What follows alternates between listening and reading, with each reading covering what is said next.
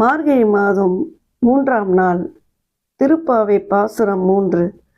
ஓங்கி உலகநந்த உத்தமன் பேர் பாடி நாங்கள் நம் பாவைக்கு சாற்றி நீராடினால் தீங்கின்று நாடெல்லாம் திங்கள் மாறி பெய்து ஓங்கு பெருநெல் ஊடு கயலு உலக பூங்காவலை போதிலும் பொறிவண்டு கண்படுத்த தேங்காதே பூக்கிருந்து சீர்தட்டு முளை பற்றி வாங்க குடமிறைக்கும் வல்ல பெரும் பசுக்கள் நீங்காத செல்வம் நிறைந்தேலோர் எம்பாவாய்.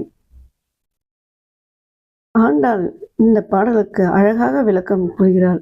இந்த உலகில் எங்கும் தீங்கு இல்லாமல் நாடெங்கும் மாதந்தோறும் மழை குறையாமல் பெய்யும், வயல்களில் உயர்ந்து நிற்கும் செந்நெல் பயிர்களின் நடுவே கயல்கள் மீன்கள் விளையாடும், பூத்து குவளை மலர்களில் வண்டுகள் இனிமையாக உறங்கும், பசுக்கள் மடியில் பால் நிறைந்து கறக்க கறக்க பானைகள் நிரம்பும் அளவுக்கு பால் பொழியும். இப்படி வறுமையில்லாத செல்வமும் பசி இல்லாத வளமும் குறையில்லாத மகிழ்ச்சியும் இந்த உலகமே நிரப்பும். இதுவே நாம் செய்யும் பாவை நோம்பின் பலன். இயற்கை மனிதனுக்கு அருளாக மாறும். இது தனிப்பட்ட லாபத்துக்கான நோம்பல்ல, உலக நலத்துக்காக ஆன்மீக வழி.